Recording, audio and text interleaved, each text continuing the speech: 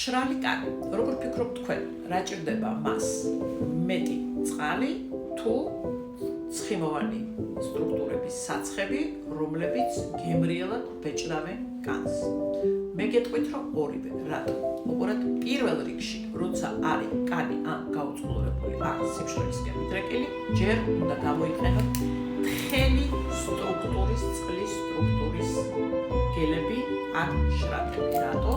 იმიტომ რომ წყლის საფუძველზე ის სასწრაფოდ შედის კანში, არჩება ზედაპირზე და ავსებს ფორების წყლები.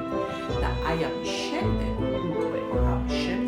ჩვენ შეგვიძლია დავიტანოთ ზემოდან უკვე ცხიმიანი მცირე საცხები, რომლებიც უკვე ამ წყალს დაბეჭდავენ თქვენს